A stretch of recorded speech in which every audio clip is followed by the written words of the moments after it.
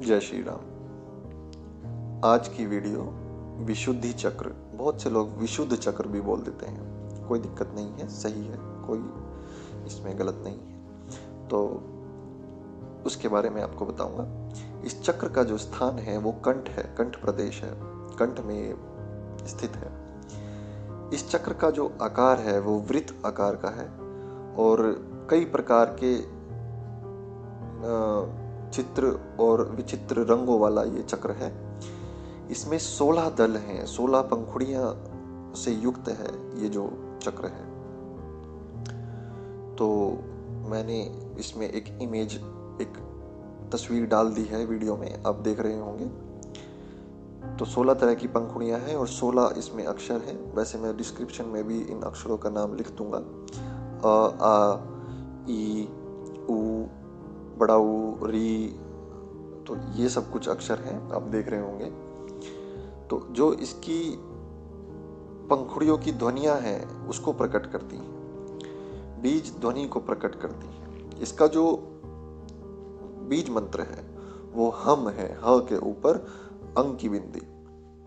इस तत्व बीज की गति जो है हाथी के समान काफी झूम झूम के होती है। ये जो चक्र जो है वो काफी झूम झूम कर चलता है, तो काफी घुमावदार है इसकी जो गति है। अतः इसका जो बीज वाहन है वो हाथी है, जिस पर प्रकाश देवता विराजते हैं। पंच महाभूतों में आकाश तत्व का ये मुख्य स्थान है। जो इसका गुण है वो आकाश है। आकाश की प्रधानता को ये लेकर चलता है, उसके गुण को लेकर ये चलता है। इसलिए इसकी जो ज्ञानेंद्रियां हैं वो कान है, और जो कर्मेंद्रियां हैं जो इसकी, वो वाक शक्ति है, बोलने की शक्ति। इस चक्र के जो अधिपति देवता हैं पंचमुखी सदाशिव हैं, जो अपनी चतुर्भुज शाकिनी शक्ति के साथ विराजते हैं।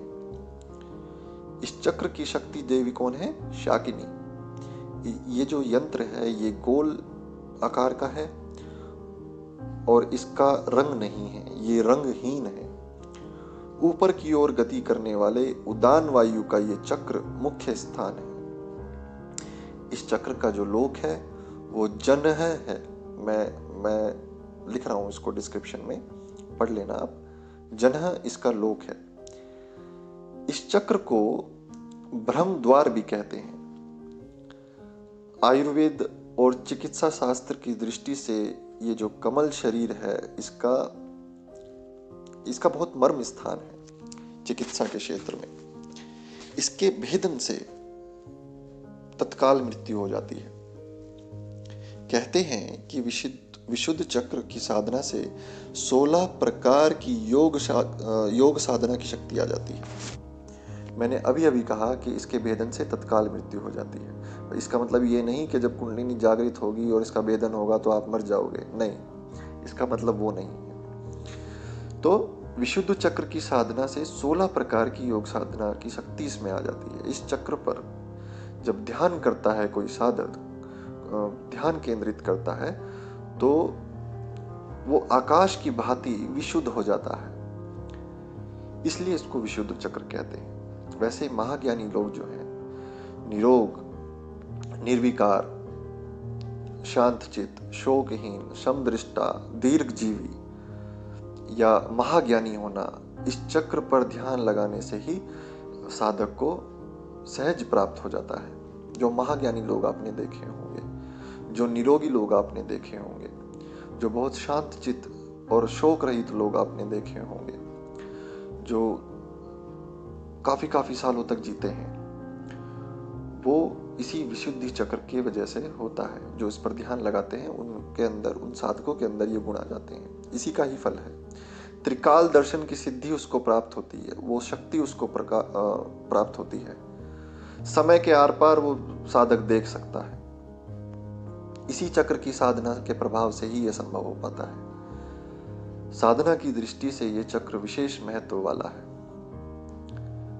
हम बीज से जो अत्यंत उज्जवल निराकार आकाश तत्व के ध्यान से जो त्रिकाल ज्ञान होता है, तो अष्ट सिद्धि जो हनुमान जी के पास थी, जो गणेश जी के पास थी, साधक उसको भी प्राप्त कर लेता है। अणिमा, महिमा, लघिमा, ईशित्व, ये जो 8 प्रकार की सिद्धि हैं, अष्ट सिद्धि हैं, उसको ये प्राप्त कर लेता है। वैसे भी उपनिषदों ने ब्रह्म को आकाश स्वरूप कहा गया है। तो आकाश तत्व शून्य और अणुविहीन है, अनंत है, सर्वव्यापक है, विराट है, निर्विकार है, शुद्ध है। परमात्मा के गुणों में से अधिकांश गुण जो हैं वो आकाश से ही उपस्थित हुए हैं। इसलिए जब किसी भी साधक का विशुद्धि चक्र जागृत होता है, इसका भेदन होता है, तो उसको अष्ट सिद्धियां प्राप्त होती हैं, उसको त्रिकाल दर्शन की सिद्धि प्राप्त होती है, उसको नाना प्रकार की सिद्धियां प्राप्त होती हैं, क्योंकि ज्यादातर गुण जो है आकाश से ही उत्पन्न होते हैं, यानी कि इस विशुद्धि चक्र से ही उत्पन्न होते हैं। उसे आत्म स्वरूप और परमात्मा स्वरूप कहा जाता है उस साधक को, जब विशुद्धि उसकी जाग जाती है। यह अनादि और अनंत है, कर्ता के भाव से मुक्त है, साक्षी मात्र है, हर कण में वो विराजता है, वो बस है और वही शुरुआत है। इसके विषय में जितना कहूंगा उतना कम है। इसके विषय में कुछ कहा नहीं जा सकता। ये निराकार है, इसका कोई अंत नहीं है। स्पर्श, गंध, रूप, ज्ञान, ये सब चीजें इस चक्र से परे हैं। इस चक्र के जागने से सारी चीजें इस परे हैं। मुझे खुद समझ में नहीं आ रहा इस चक्र के बारे में कितना बताऊं।